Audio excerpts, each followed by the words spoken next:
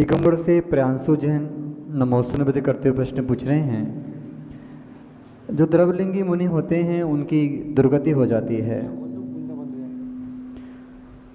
जो द्रवलिंगी मुनि होते हैं उनकी दुर्गति हो जाती है। जैसे इस पंचम काल में 7.5 करोड़ धातु निगोच जाएंगे तो उनका गुणस्थान गिरेगा या छठवें गुणस्थान में ही चले जाएंगे। कृपया समाधान करें। देखिए,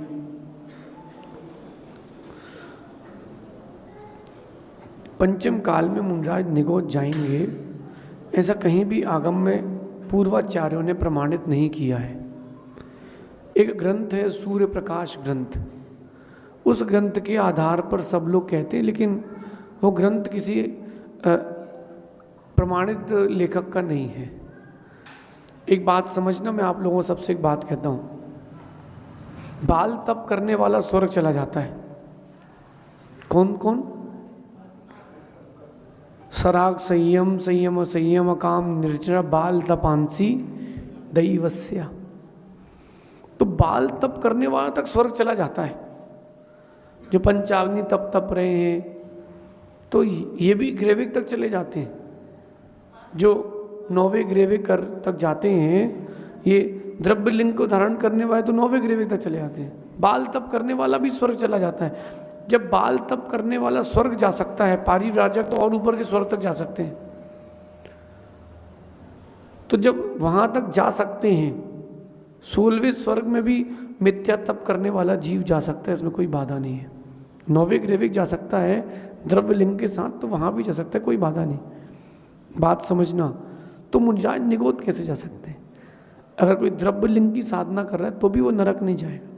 जो ये बात लिखी है कि मुनिराज नरक जाते हैं, ये आगम के किसी भी ग्रंथ में नहीं लिखी। हाँ, कुंद स्वामी ने लिखा है कि जो परिग्रह रखते हैं साधु होकर के, उनकी दुर्गति होती है। बात सही है, लेकिन सीधे सीधे तो जाएंगे ही नहीं। तो अपन इस बात को समझें, मुनिराज की निगोच जाएंगे ये उपदेश कहीं नहीं है। वो जिस ग्रंथ में लिखा वो ग्रंथ ही प्रमाणित नहीं है।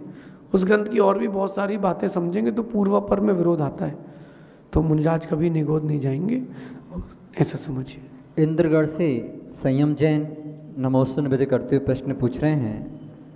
हमने पापा का गुटखा खाना तो छुड़वा दिया, लेकिन मम्मी अभी तक किटी पार्टी में गेम खेलने से नहीं मानती, क्योंकि लेडीज का ग्रुप नसिया जी किटी पार्टी के लिए चला जाता है। लेकिन एक महाआरती का आयोजन होते ही सबके घर में काम आ जाते हैं। आज भी मम्मी को जाना था, तो फिर से मम्मी और दीदी की इसी बात पर लड़ाई हुई। मम्मी को कैसे समझाएं? कृपया समाधान करें। देखो बेटा, मम्मी को तो समझाने की ताकत ना तुम्हारे पापा में है, ना उनके पापा में। खैर, किसी को भी समझाने की ताकत किसी के पास में नहीं। जब तक स्वयं की बुद्धि नहीं जागृत होती, तब तक व्यक्ति कुछ भी नहीं समझ पाता है। यस्य नास्ति स्वयं प्रज्ञा शास्त्रम तस्य करोति किम। जिसकी स्वयं की प्रज्ञा नहीं है, उसके लिए शास्त्र क्या कर सकते हैं? तो बड़ी सरल सी बात मैं आप कहता हूं कि निरंतर बोलते रहना, प्रयास करना कभी खाली नहीं जाता। लेकिन पहली बार सुना है कि बेटा माँ को समझा रहा है। अभी तक तो सुना था कि माँ बेटे को समझाती है। मेरा बेटे को संदेश है और माँ को भी संदेश है। बेटे को ये संदेश है कि बेटा तुम अपना प्रयास करते रहो, जितना अच्छा बन के दिखा सकते हो उतना अच्छा बन के दिखाओ। हो सकता है कि आपको देख करके परिवर्तन हो जाए।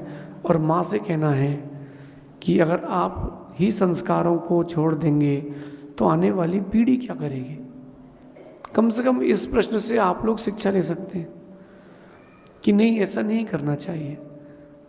ये पाश्चात्य सभ्यता और वेस्टर्न कल्चर, वेस्टर्न हवा आपके भारतीय संस्कारों को शून्य कर रही है। समझाने का प्रयास करें, नहीं माने आप विकल्प ना करके अपने धर्म ध्यान में लगे। उनकी पर्याय उनके साथ, हमारी पर्याय हमारे साथ।